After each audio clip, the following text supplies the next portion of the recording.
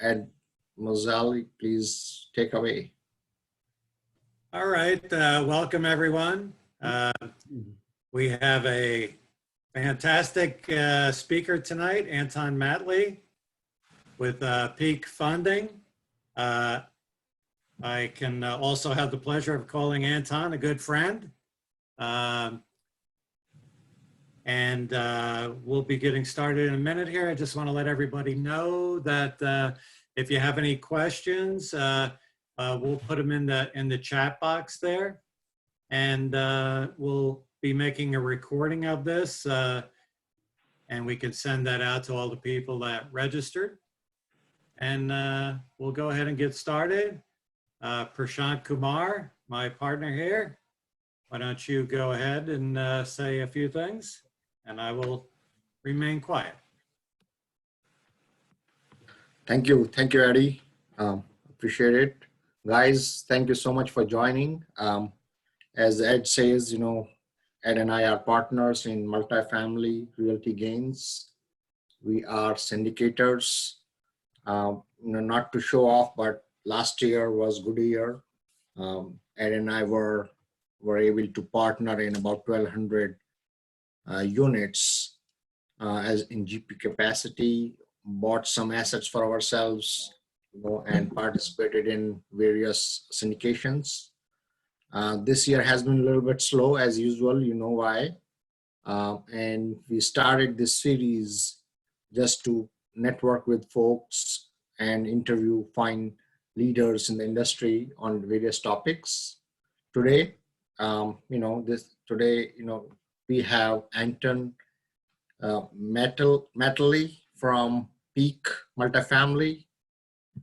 And Anton has been the founder and CEO of Peak Multifamily Funding, right, Anton? And basically, Anton comes here with decades of experience in commercial and investment banking, private equity, and commercial real estate. He graduated from Zurich Business School, and after that, he has had many senior positions in major financial institutes in New York, Tokyo, Hong Kong, Zurich, and we have been working with Anton for the last couple of years. And I mean, in my mind, he has been the finest broker that I have worked with. He takes care of all the deals from the beginning till the end, till you close. And even after closing, when I was new, Anton was even helping me out how to talk to lenders and stuff. So I said, why not Anton, on our sort of podcast for interview. Anton is here. Anton, thank you so much for joining. Thank you so much for your time. Thanks for having me. Please feel free to start whenever you are ready. Okay, very good. Hi, everyone. So I have a couple of slides that I can share, if that is all right with you. Yeah, sure. You would have to enabling my screen sharing. Let me make you the host. Yes, you are the host now, Anton. And before you start, I was thinking that maybe there are some new folks on the call, or maybe some new folks might see the recording, because we are recording this session, and we will leave it in the archive, on the Facebook. It is projecting. I had a basic question which I kind of wanted to level set. I know we talk about Freddie, Fannie, HUD, and CMBS. I just wanted to see, what is the real difference between these four, and what are the scenarios when people should go for HUD loan or Freddie or Fannie or local banks for that matter. Just wanted to start with that. If you want to take a couple of minutes, or maybe you want to explain it later on, that's up to you. Sure, no, we certainly can do that. it's always a little bit hard, right, with these get-togethers, because there are a broad range of individuals. Some have a lot of knowledge, others are relatively new to the multifamily space. So we specialize in multifamily financing, and the reason why multifamily is so attractive is that compared to any other commercial real estate, that you have access to agency loans that are only available in the commercial space to multifamily properties, and that includes Fannie, Freddie, as well as FHA, HUD. You do not have any programs for offices, for retail, for industrial, any other commercial real estate to these programs. So that's why multifamily is so attractive when it comes to the financing side. When you start out, the majority of the loans you probably will go into on the agency side is either a small balance or a small loan, as it's called, Fannie, but most likely it will be a Freddie SBL, because Freddie SBL is the easiest to get approved, even if you do not have any prior multifamily experience. It still requires that you have a third-party property management company that manages your property, as when you have no prior experience. You will have net worth requirements, liquidity requirements. I do not know whether that has been discussed in some previous events that you, Prashant, and Dad organized, but that's Freddie SBL is only the easiest program to get started. When it comes to an agency loan, the biggest one. Sorry, Anton. Yes, it would be easier if you, feel free to discuss whatever you like to, so that we are not holding any information for our Okay, sure, yes. So if you have more questions about the differences between Fannie, Freddie, bank, bridge loans, and so on, I'm happy. I provide you with the contact details, so you can reach out to me whenever you want, right? So obviously the key question is, what is the situation now with the multifamily financing in the current environment? And it is an extremely tough environment for any type of lending. It doesn't really matter whether it's multifamily, whether it's retail, whether it's office, whether it's hotels, whether it's residential, business loans, and so on, other than the government loans like the PPP program and the IEDL. It's a very tough environment. But I would like to touch specifically on the two programs that I have touched on before, which is Fannie and Freddie, particularly for those of you who already have been a little bit active in that field, where it's kind of important to understand what the new rules are that they have implemented. So let me just run through a couple of slides. Do you see that when I switch the slides? Are you able to see that, Ed? Yes, we are. Yes, okay, and Prashant, okay, good. So just a little bit about us. Between me and my team, we have 50 years plus of multifamily lending experience. We have done billions of transactions, thousands of closed transactions, and we have access to virtually hundreds of lenders, from Fannie, Freddie, HUD, bridge lenders, life insurance companies, banks, debt funds, and so on.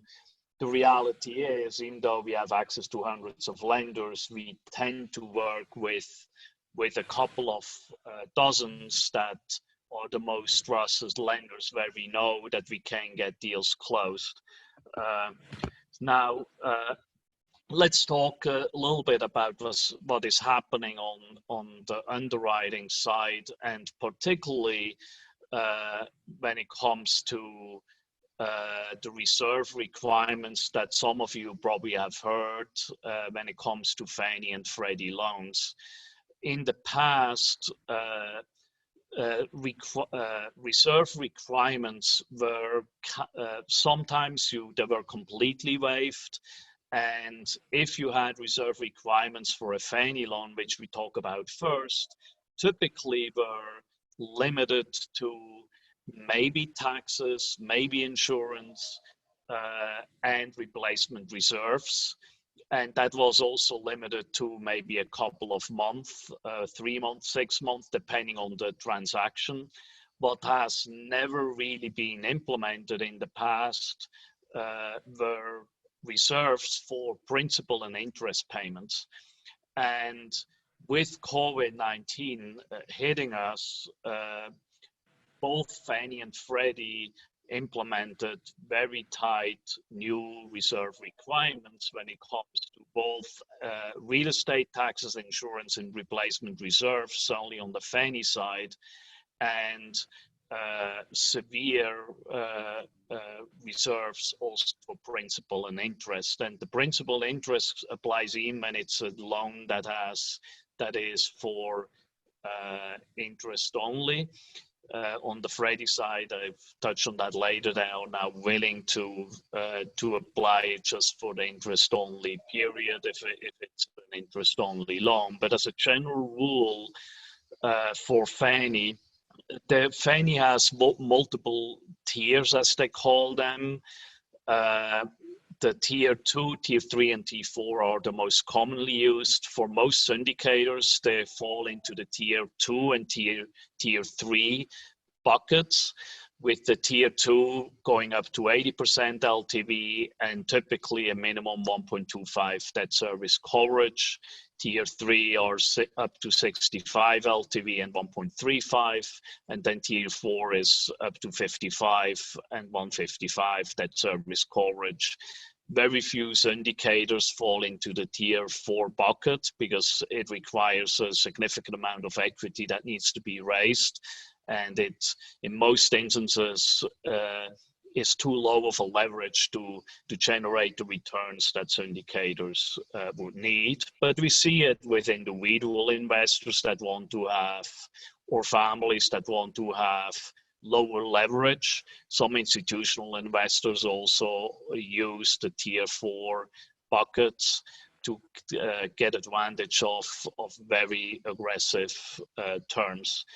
So now when we look at these reserve requirements that Fannie now has implemented, we talk about the 6 million, for loans under 6 million, we talk about 18 months of principal and interest.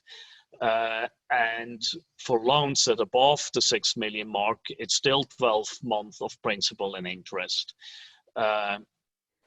On top of that, you also have 12 months of real estate taxes, insurance, and replacement reserves.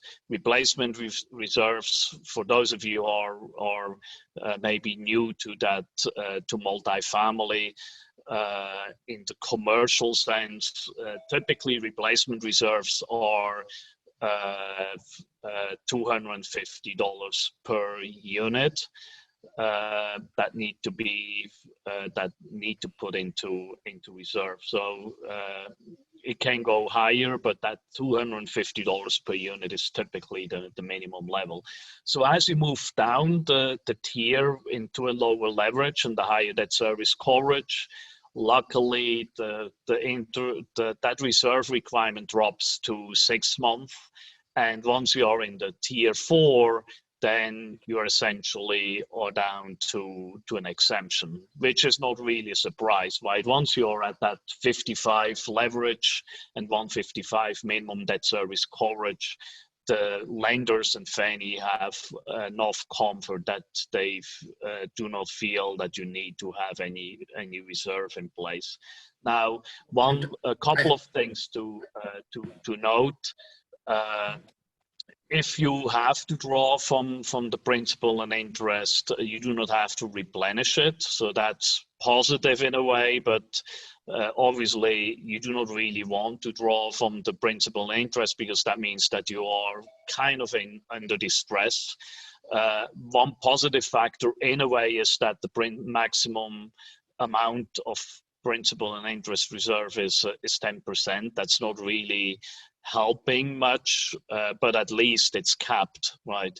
So when it comes to the release of the reserves, that's also a pretty tough pill to swallow, because it's essentially, and again, we talk here specifically about Fannie, it's 6 months plus 2 consecutive quarters of a minimum at the minimum tier at 1.25 in the tier, or 1.35 in the tier 3 as a debt service coverage that you need to achieve.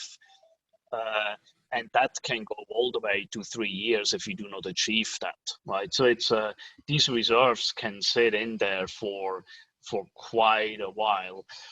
Also, if you have any commercial space, that's particularly for mixed-use properties in more urban environments or newer developments, where you have retail at the bottom or office space at the bottom, the commercial income is completely excluded unless it's an essential business. So just another thing to consider.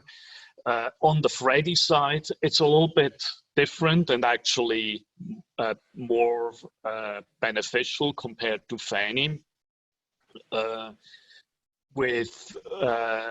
They have different rules. They do not have these tier 2, 3, and 4 as what we see with Fannie. So you have to look at it. They look at it a little bit different. So they drive it primarily by a debt service coverage ratio. And for when we look at the Freddie conventional, which is essentially above the Freddie SBL program, which is 6 million, above 6 million, or above 7.5 million for properties that have less than 100 units. So if you have a debt service coverage below 1.4, then you have a 9 months of principal and interest. You do not have to escrow for insurance taxes and replacement reserves, right? As a general rule, Freddie may still require it, but at least it's not a written rule. And that is a massive advantage compared to a Fannie loan of an equal size and equal rate. So just to give you a little bit of a picture there, because it's only the principal and interest, and because it's only for 9 months rather than 12 months, we talk here about a fraction of what you actually have to put into reserve compared to a Fannie loan. With Freddie SBL, it's 12 months, so it's slightly higher. So that you just have to be aware of that with the Freddie SBL, it's a little bit higher. Now, when it comes to releasing the reserves with the Freddie program, that is actually also much better compared to Fannie. When you recall, on the Fannie side, essentially you are stuck for at least 12 months with the reserve sitting with the lender for a very large amount, whereas with Freddie they have different rules. One of the rules is that you need to have a physical occupancy for 3 consecutive months, which typically, as some of you may not know, is that for agency loans, in order to get into an agency loan to start out, you have the so-called 94-90 rule. So the physical occupancy essentially should be 90% plus for 90 days. So having to meet that 80% physical occupancy after you close the loan is actually a pretty low hurdle. That's very positive. However, you also need to have the 3 months average collections that essentially have to be at that level that it supports the debt service coverage that was required at the loan closing. So you still need to meet that debt service coverage essentially that you originally agreed with. If there is any outstanding due diligence that hasn't been done, then that would also have to be completed. Just to give you an idea, right now, a lot of the due diligence that is being done for agency loans are virtual to a large extent. We have, just on Monday, we had a virtual due diligence tour for a Freddie loan. And that was essentially done with a Zoom call. So we had obviously people from the property were on site. We had the property condition assessor, the engineer, he was on site, but the appraiser was not on site, the lender was not on site, the Fannie, Freddie at that point was not on site. So everything essentially was underwritten, is going to be underwritten based on that Zoom call, and they will plan to go out to the property after the federal, state, and local shelter in place and or emergency declarations are lifted. So that deferred due diligence, whatever has been deferred, still needs to be completed. So now, what is also important is, and that what is really very beneficial is that in some states where they will be lifting all the shelter in place requirements, as well as any emergency declarations, once that has been lifted for 90 days, you essentially can apply to get these reserves back. Right.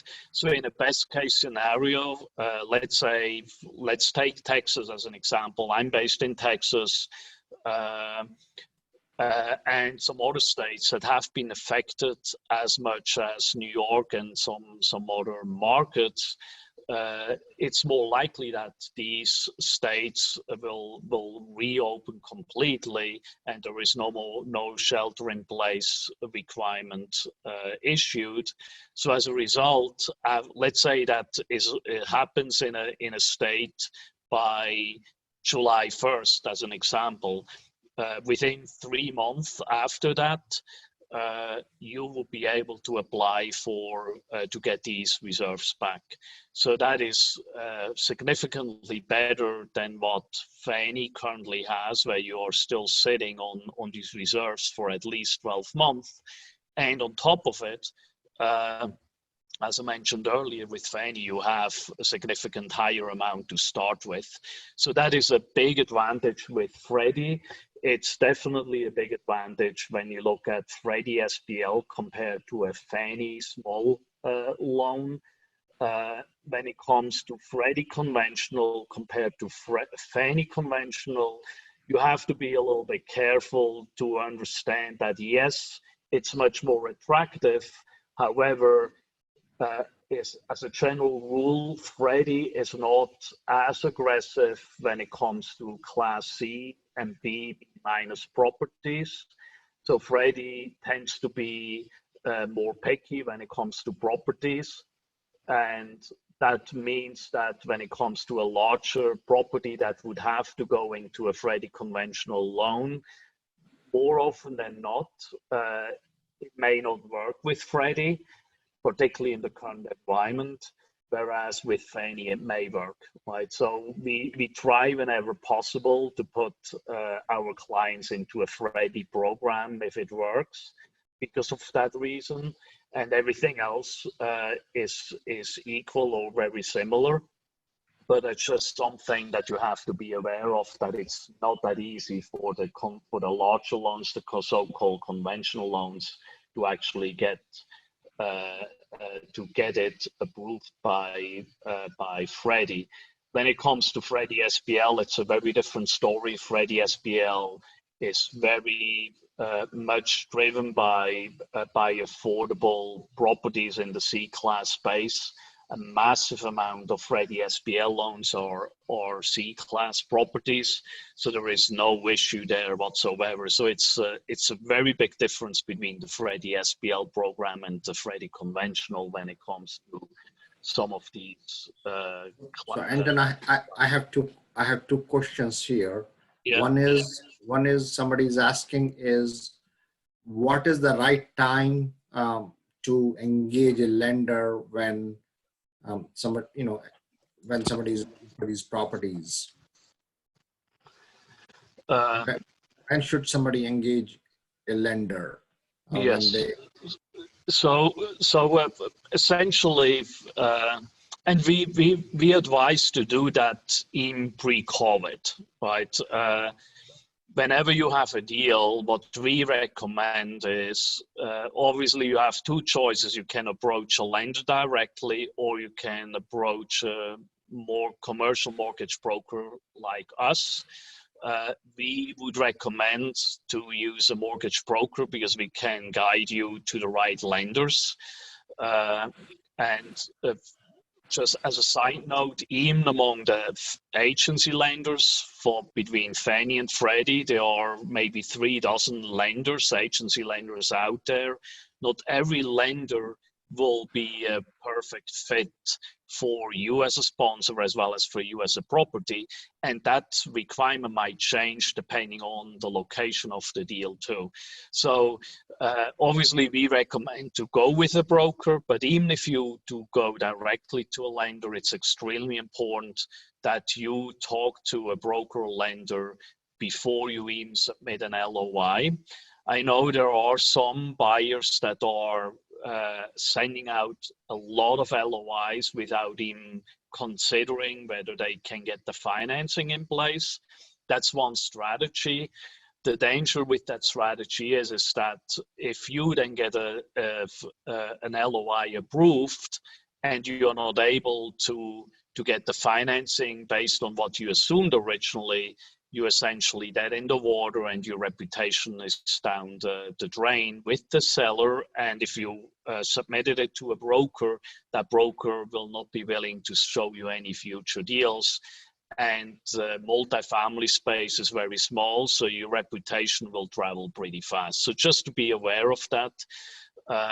So the preferred approach from my perspective is, as soon as you have a deal that you underwrote, you feel that it's a good deal from your perspective, reach out to someone like us, have it validated that your debt underwriting that you assume is being validated. And very often we give you input where we believe your underwriting might be a little bit off from a lending perspective. Doesn't mean that you cannot achieve what you say that you're achieving, but we are essentially guiding you to let you know how a lender will underwrite the deal. And based on that, you have a pretty high confidence level what kind of financing you're able to get before you even submit that LOI. Once you have an accepted LOI, then it's even more important at that point to revisit the financing, look at new financials, updated financials, and re-underwrite the deal again, during the time while you are negotiating the PSA. So that if there are any issues with the financing at that point, that we can bring it up before you actually sign that PSA and put earnest money down.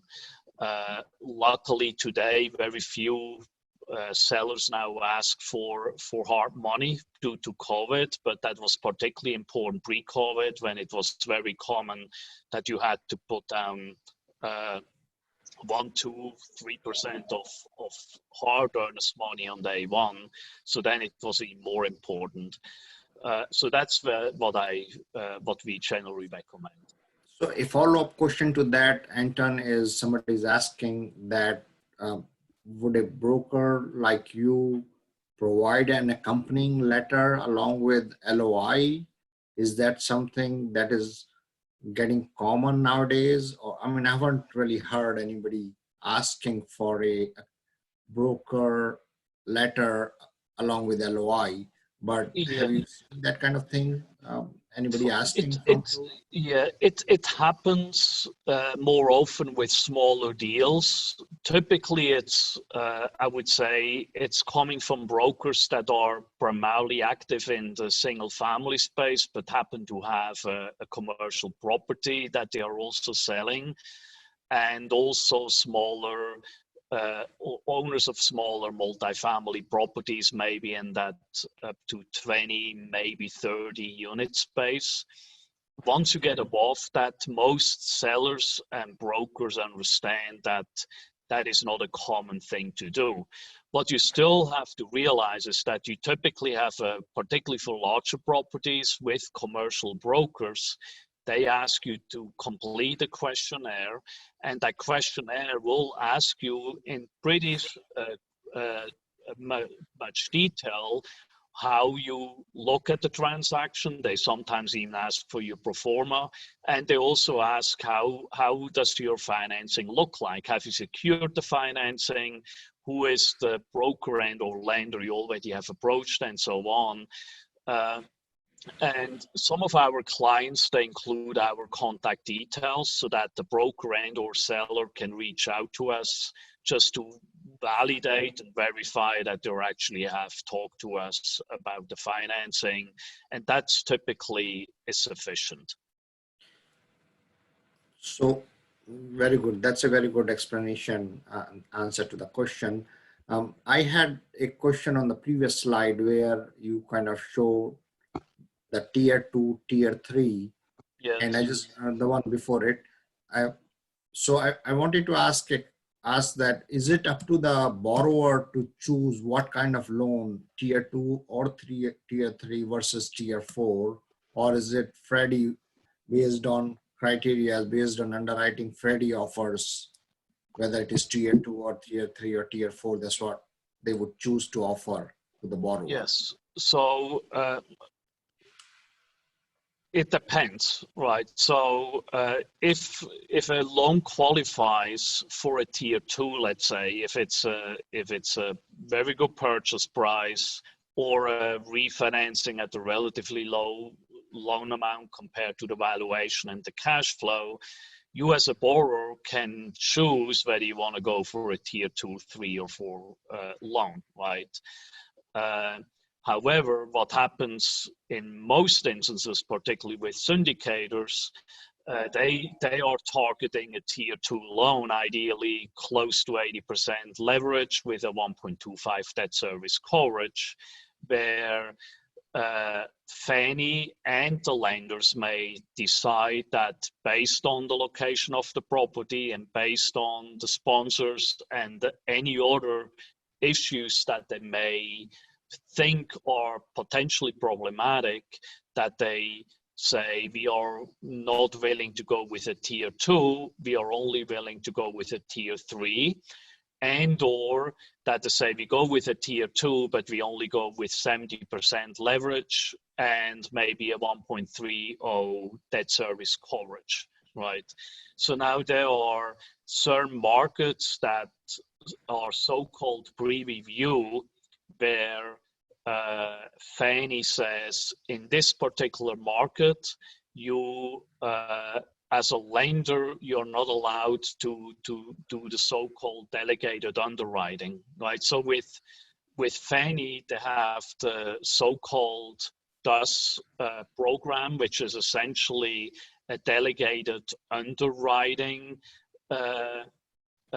allowance, where as long as you meet all the rules of tier 2 or tier 3 or tier 4 for a particular market, a lender doesn't have to go back to Fannie at all to present that loan. So in other words, that as long as you meet all the requirements and you do not need a so-called waiver from Fannie, a lender can look at the loan, underwrite the loan, and close the loan without Fannie ever seeing that loan. They will see it eventually once the loan is sold to Fannie, and then sent over to Fannie with all the packaging information, and then they will review it. But it's too late at that point for Fannie to go back and say, oh, sorry, guys, we don't like it. Fannie may slap some lenders on their wrist if they were too aggressive with the underwriting. But once it's submitted, it's done. So because of that, Fannie decides for certain markets where they are not feeling comfortable to go with a so-called tier 2, then they will say, for this market, we allow to go only for a tier 3 on a delegated basis. If you want to go above that 65 and 135, you need to come back to Fannie for a waiver, right? And then there are some markets where Fannie will say, even if it's a tier 3 and below, we still want to see that deal, right? So as an example, obviously right now we have oil and gas situation. When you look at some of these markets, they will insist that every single deal in these markets will be presented to Fannie regardless of the leverage. Unless it may drop down to the tier 4 level, and then they are fine again with delegated underwriting. So it depends on the markets. These markets change on a regular basis. I know that now for June 1st, Fannie has already announced some new changes to these pre-review markets. We know that, for example, Las Vegas will be a pre-review, which is not really a surprise. All of Louisiana will be now a pre-review. All of Oklahoma will be a pre-review. Michigan will also be pre-review, and some markets within Michigan as well as within Oklahoma will be tighter, where they do not allow anyone to come in with a deal that is a tier 3 without Fannie's actually looking at it. And Ohio is going to be the same thing. So this is always changing, essentially on a month, but that's only quarterly basis, where Fannie looks at their portfolio, looks at which loans perform well, where do they have either an overextension of loans in a market, or where they see some trouble spots where a lot of loans in the portfolio are not performing that well. So that's where they are going to make these changes to the program. Anton, could you dig a little deeper into the pre-review? Because I know I have at least one person on here that's from Michigan, and they're looking in Michigan, and you know, that might be a... Okay, sure, yes. So what's going to come out on June the 1st is that all of Michigan is pre-review, which means that pre-review level 1, so pre-review actually has 2 levels. One is level 1 and one is level 2. Level 1 is that as long as a lender does a loan at tier 3 and better, meaning 65% and 135% debt service coverage, then the lender can do that loan completely on a delegated basis. So that's with the level 1. However, Flint and Detroit, they will place into a so-called level 2, which means that even if you do a loan that is at tier 3 or better, that Fannie still will require that the lender will submit that loan for a pre-review.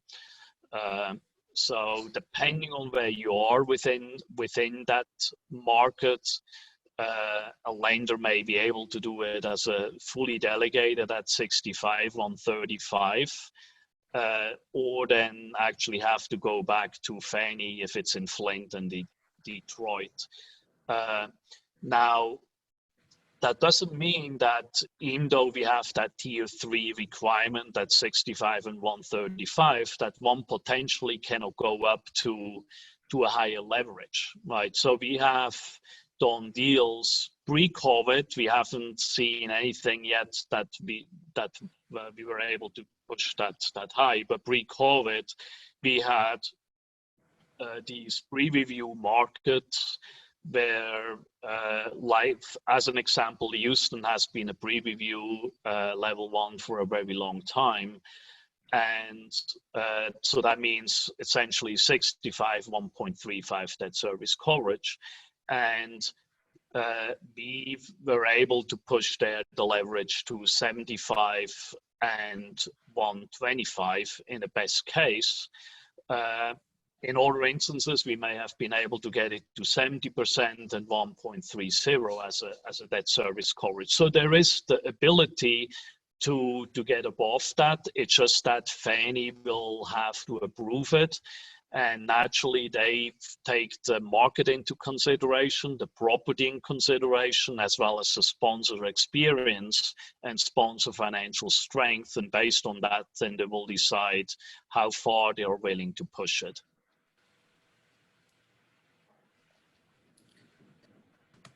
Thanks, Anton. Thank you, Anton. So, Anton, sorry we kind of broke the chain of your presentation. Oh, no worries. Yeah, please continue. Wherever. So let's talk a little bit about forbearance, right? Because that has been on the in the news and has been discussed by some to great length. Both Fannie and Freddie have offered that forbearance for multifamily properties. The repayment period for both after initial 90-day forbearance period is 12 months. So they do not charge you any fees or additional interest for it, right? So that's a true forbearance. But you still have a so-called hardship requirement. You cannot just ask for forbearance. You actually need to show that your property has deteriorated to a point where you need that forbearance.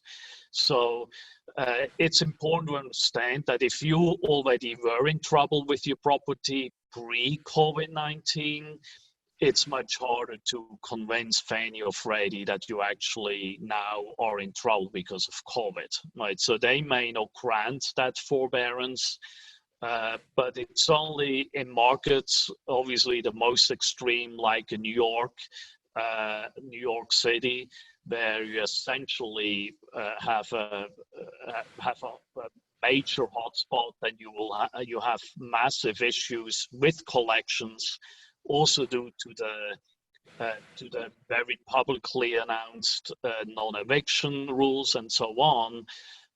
So you have significantly higher defaults there. So there it makes obviously sense for Fannie and Freddie to approve it. But in some other markets where when we look in various places across the country where collections are still coming in at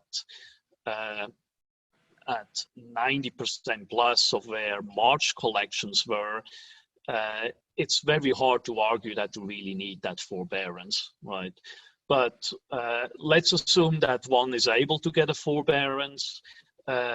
One needs to be very careful to consider one more aspect. And there, Fannie again is more aggressive when it comes to in their favor than Freddie is.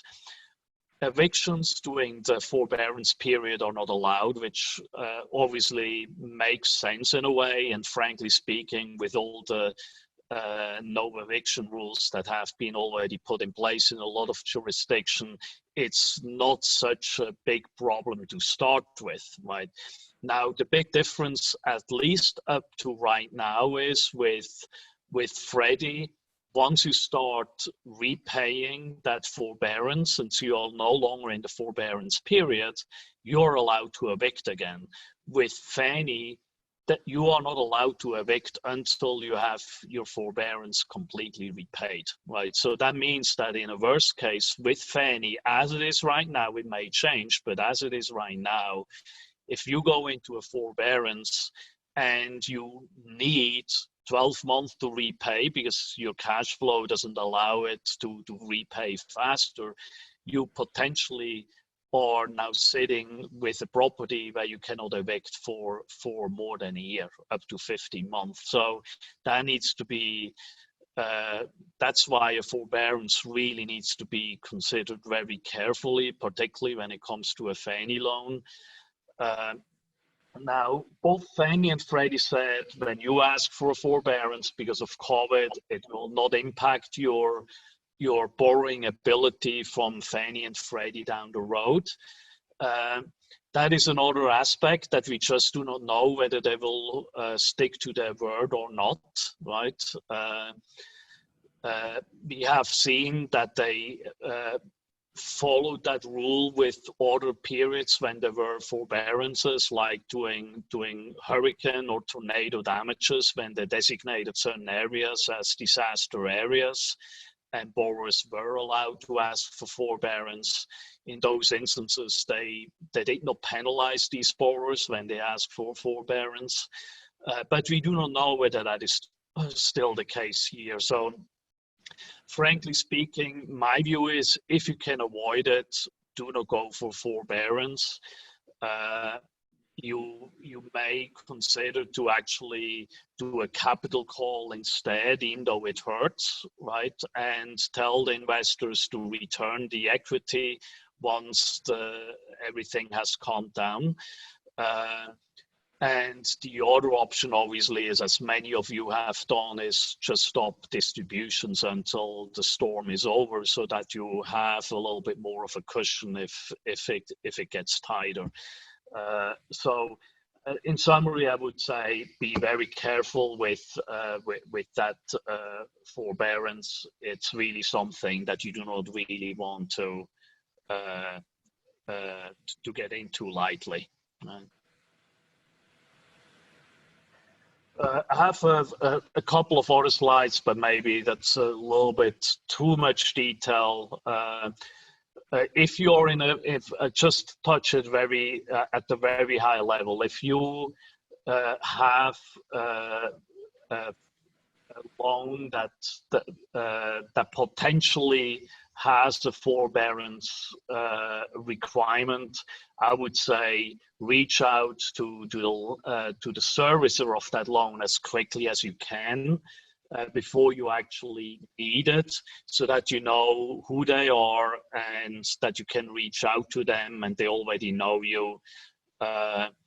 Also go through your loan documentation really with a fine comb. It's important that you understand what it means, what is in these loan agreements, particularly clauses that may cause a recourse, right? So both Fannie and Freddie are non-recourse loans. However, there are a lot of items that potentially can trigger a recourse.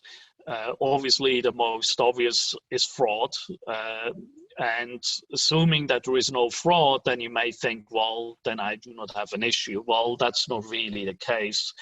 You can commit gross negligence, and that can include insurance or many other items. So it's important that you keep the eye on the ball, that you know what potentially can trigger a personal recourse.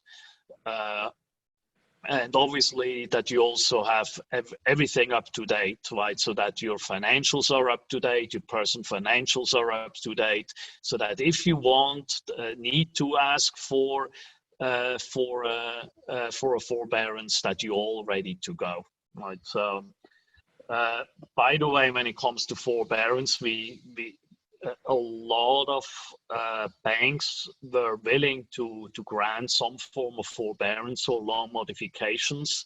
So that's outside, obviously, of Fannie and Freddie. They are much more flexible there, or at least have been more flexible. That window probably has been closing quite a bit, because the more trouble these banks have with the loan portfolio, the less willing they are to enter into loan modifications and or do not have time to deal with them.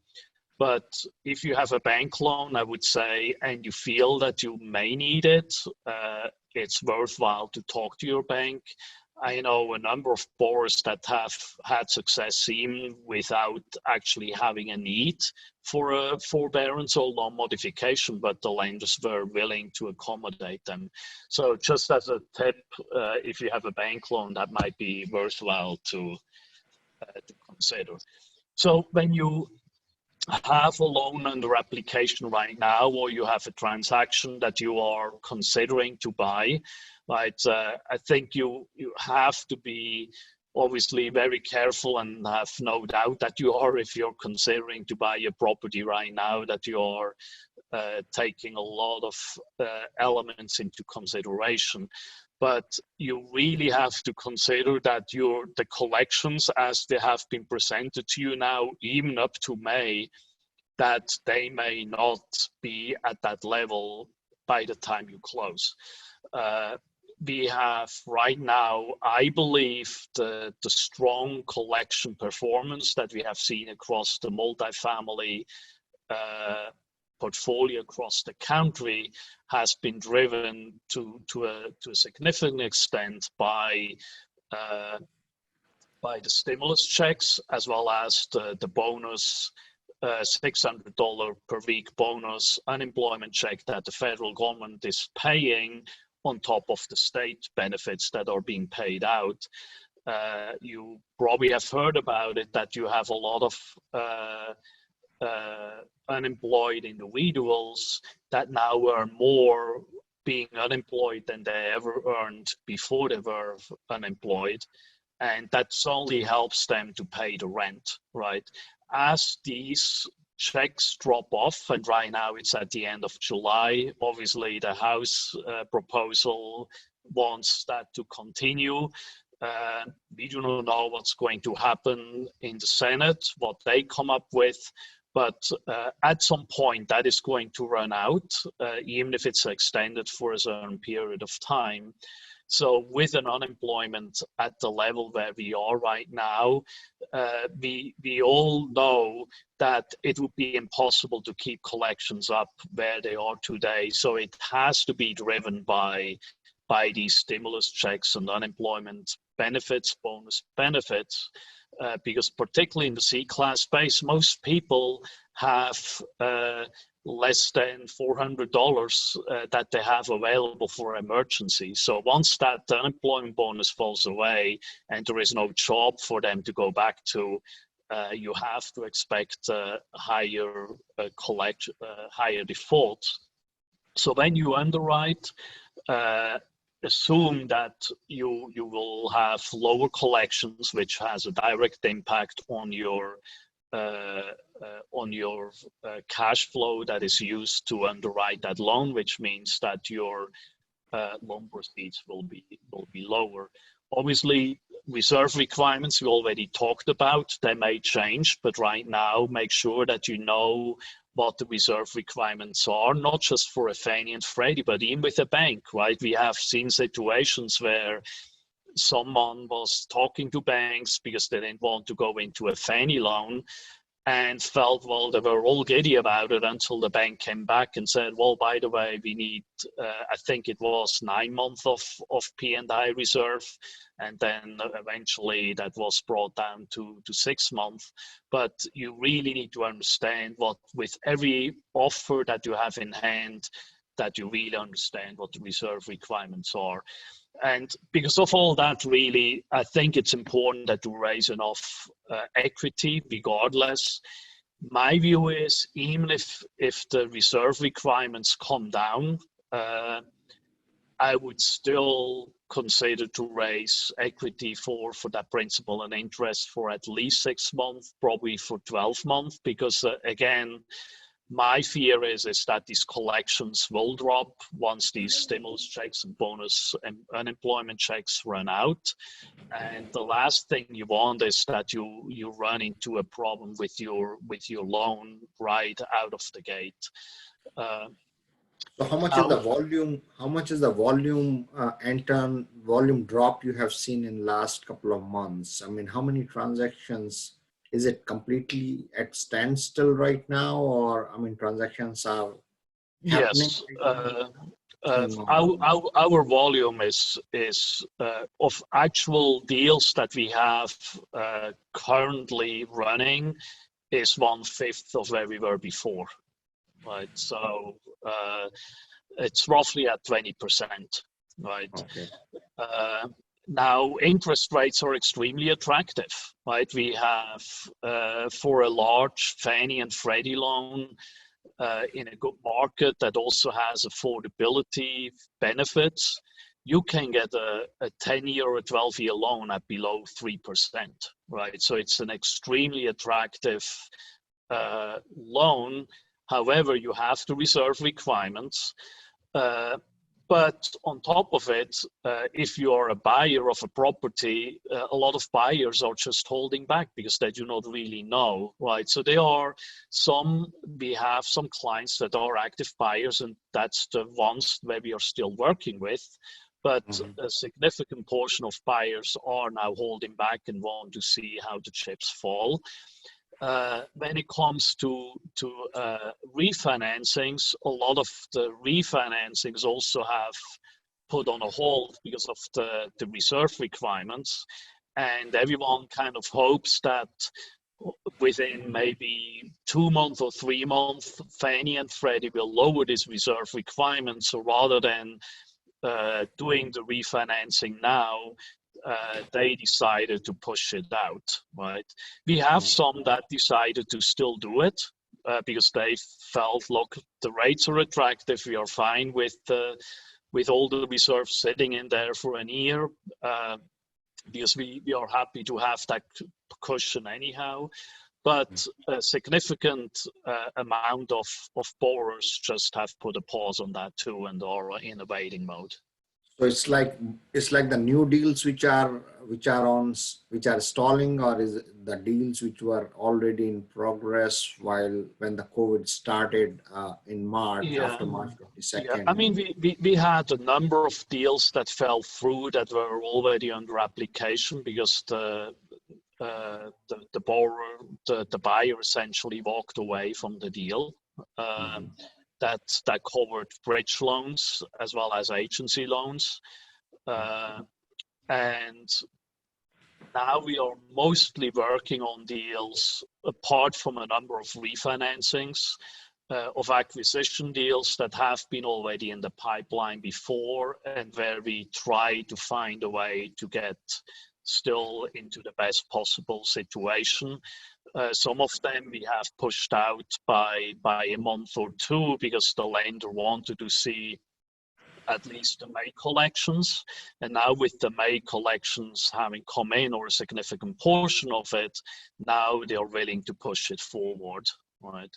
So there are still deals that we can do and that we are doing. It's just that the volume is more, certainly on the acquisition side, it's mostly still whatever was in the pipeline. Okay, very good. So yeah, and then Anton, I have a question here. Okay, it's actually a question from Sean in Michigan there. And so let's say you go into a PSA and you have 30 days due diligence. First off, at what point do you start the loan application process? And secondly, at what point is it determined what tier you're going to be in? And thirdly, at what point is the interest rate locked in? I mean, I've seen that happen like a week before even, but. Yes, yeah. So it's obviously, here we talk specifically about Fannie, right? Freddie is a different story.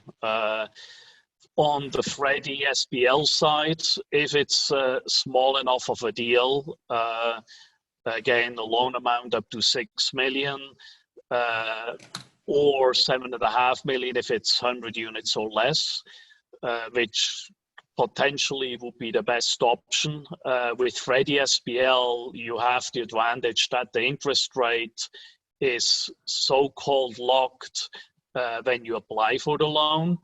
It's technically not locked. It's still subject to the deal being submitted to Freddie within a certain time period, but essentially it turns into a rate lock right when you apply for the loan. So that's a massive advantage that you have with a Freddie SPL. Freddie conventional is the same as Fannie conventional as well as the Fannie small loan. So there the rate lock is typically a week or two before you close. In the past, they offered early rate locks, then they stopped doing that, and now they are starting to slowly implement it again. But that comes at the cost. So generally, I would say 99% of the clients are locking maybe a week or two before you actually close the loan. So what were the other questions, Ed? The tiers, what tier you're in, that is determined probably pretty far up front, right? Yes. Well, yes, and that's also the, when should you apply for the loan, right? So right now, what I would recommend, obviously it takes longer to get things done as a general rule. Frankly speaking, right now, it's not really the lenders and Fannie and Freddie any longer that hold up a loan to the largest extent. It's more because of the local situation, right? So if you have still shelter in place, stay-at-home orders in place, emergency in place, where the governments are not open and so on, that is probably a higher risk where it just takes longer to close. So what we recommend right now is that you assume that you will have at least 90 days from the PSA signing until you close. Can you go more aggressive? Absolutely, right? We have a deal that we will close within less than 60 days.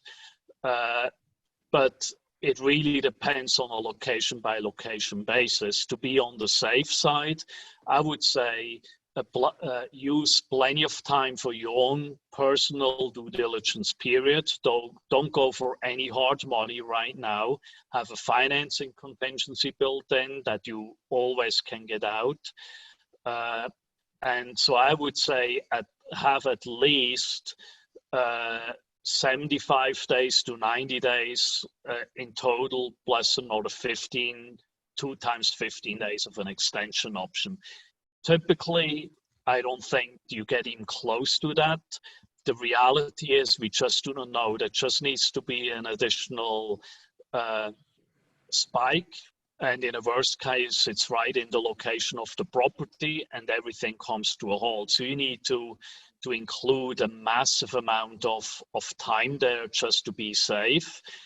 I would also include a specific COVID-19 clause in the LOI as well as in the PSA.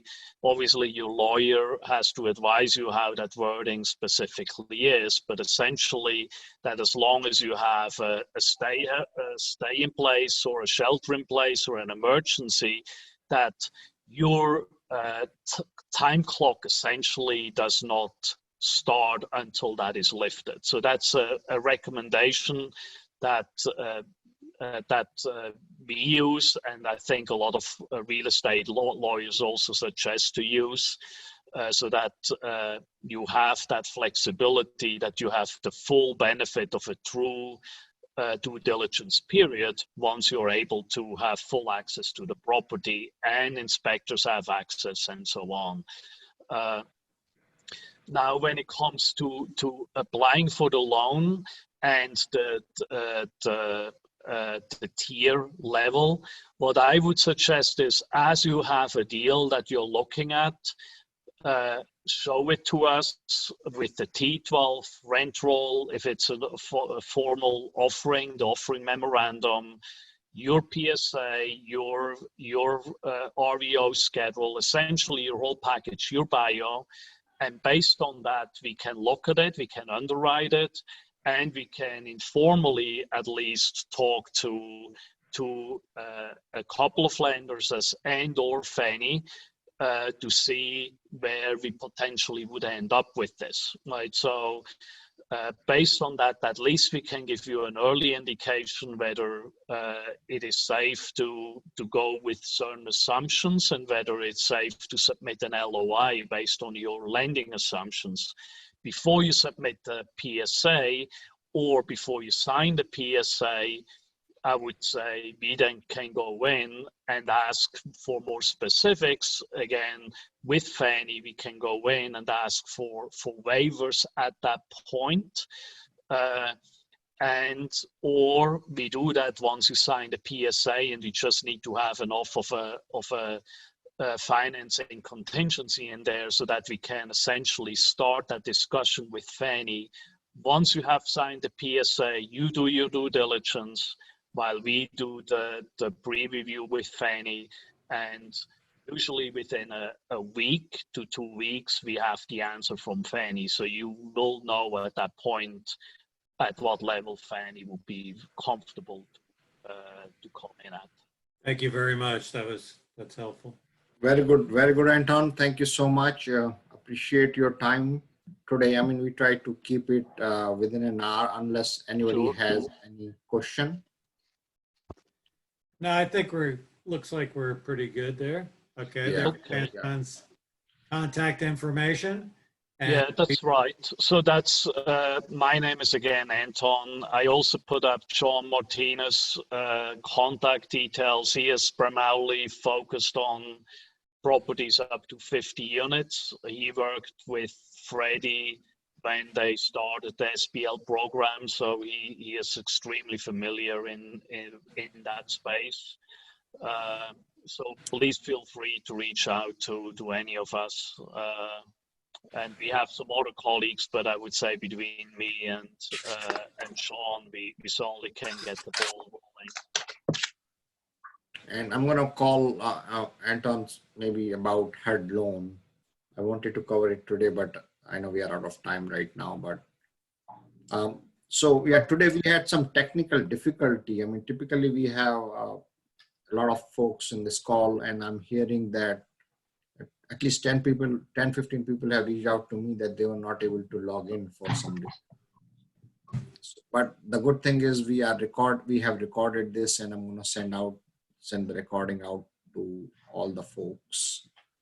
Are there any other questions anybody has, or we are good for now? Okay.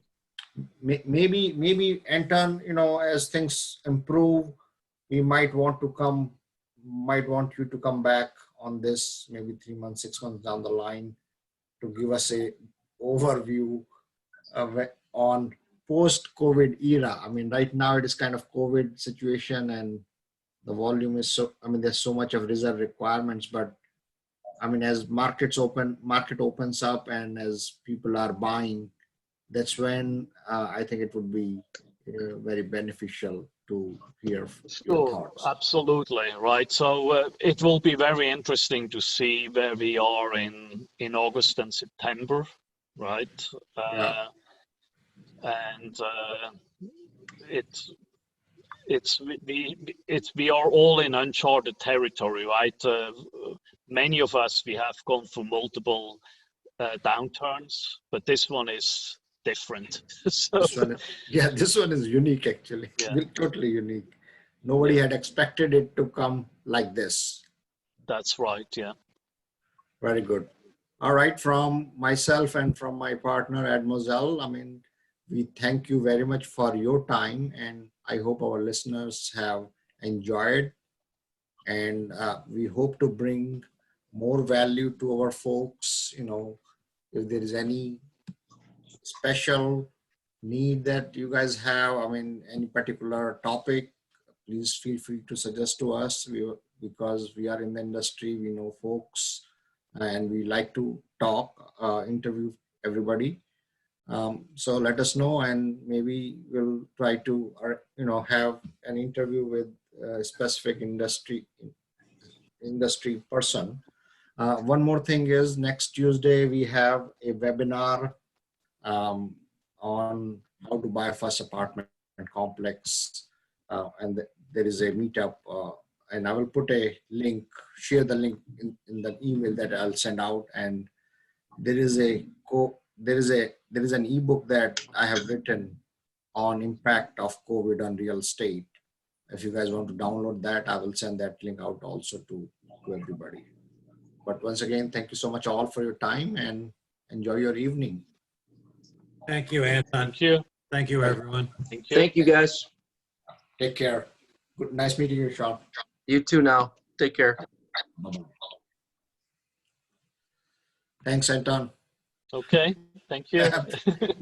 Appreciate it. Very good. It was, I mean, very informative. Let me just stop the recording. Okay, I'm gonna stop the recording. How do I stop it?